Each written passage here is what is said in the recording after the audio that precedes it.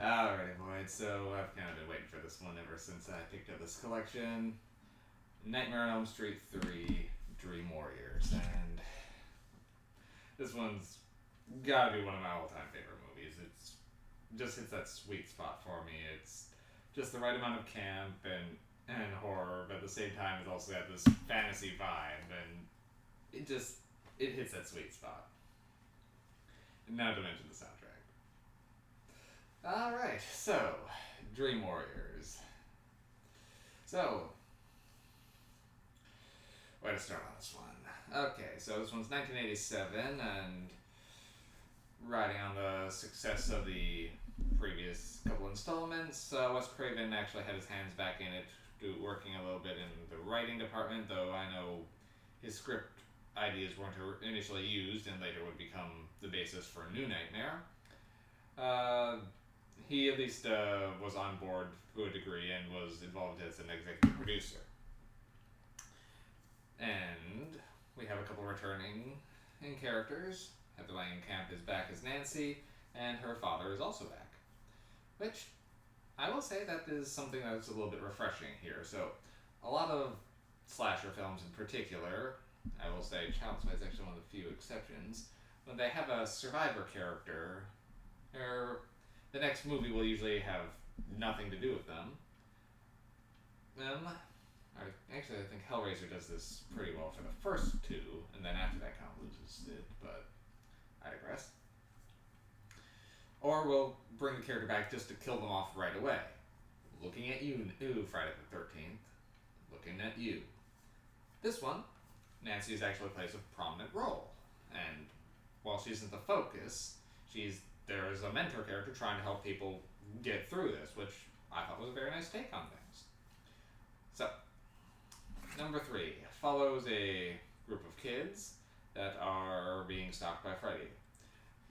Now, our lead is a very young Patricia Arquette in her first starring role, as, well, Freddy essentially invades her dreams and makes it look like she's trying to kill herself. So she gets sent to an asylum where there's several other young individuals who are also suicide risks that have been having nightmares.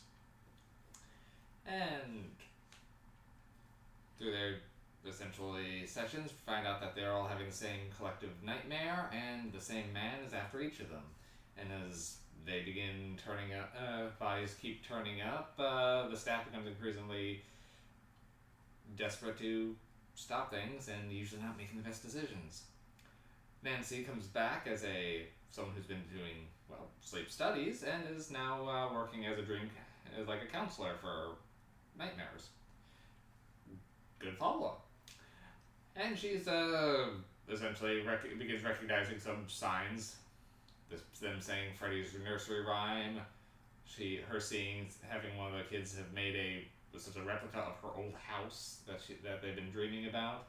And then finally she gets pulled into one of their dreams and comes face to face with her old enemy. Now, Kristen has got the ability to pull people into her dreams, so she essentially keeps the group together as they begin developing their own dream powers to fight back against Freddy.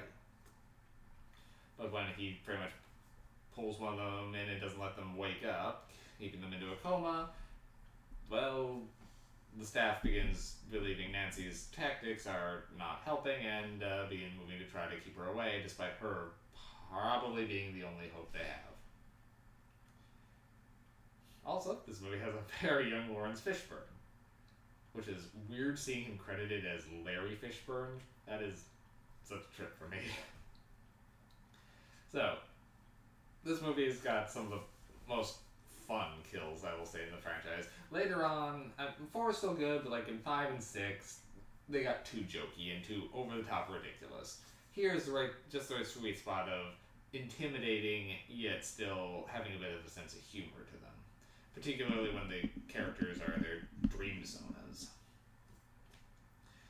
I personally just wish this one was a little bit longer, or you spent more time with the characters developing their abilities trying to fight back. If Dream Warriors was like a mini-series, it would have been perfect. It would have been even better for me. But as it stands, I love this movie to death. I really do. All the characters are memorable, and that really helps with it. All the troubled kids actually stand out, particularly when they're as they reshape themselves in their dreams into being more, well, like fantasy versions of themselves.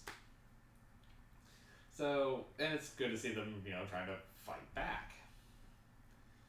So, this movie for me, it's a killer. Also, the docket on the soundtrack is great, with the original song written for the movie Dream Warriors. And the music video is still a lot of fun. I recommend checking that out. It's bonus feature on this. Heck, even on the VHS, they put the music video at the end of the credits, so it's widely available.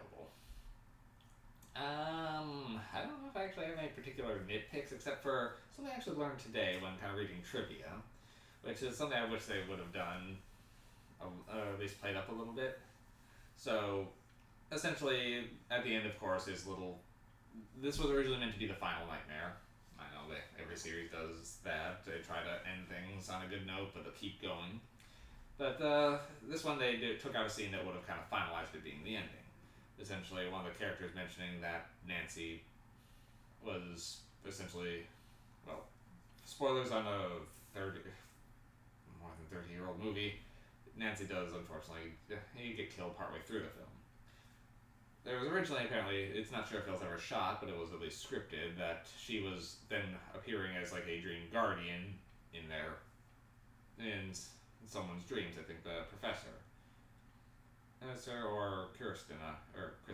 I'm not sure which character it's supposed to be, but so at the end when a light turns on in like a house, it was supposed to be more of like a comforting thing of it's Nancy watching over them rather than Freddy.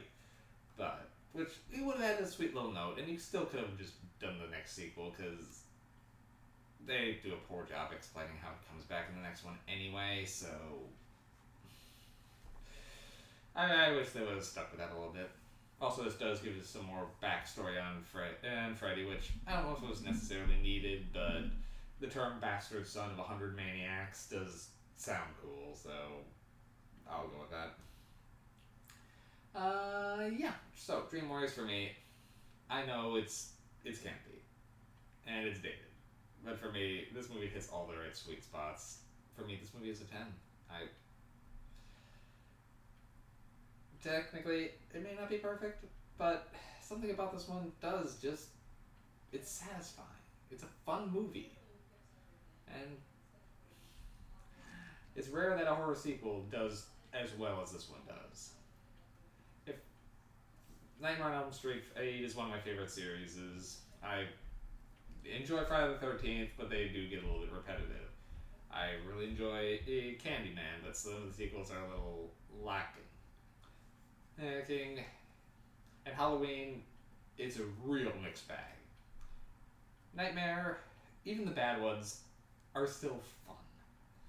And number 1 and number 3 for this series just are phenomenal. I will say New Nightmare's meta spin is great also, but that one just didn't have the fun factor that this one has, so I'll usually rate this one higher. Alright, I think that's all I got on Dream Warriors. I could keep gushing forever, but if you haven't seen it, check it out. Now, as long as you've seen the first one, you can see this one. Number 2 it's a fun movie, I do like it, but it's not necessary. Pretty much for me, 1, 3, and 4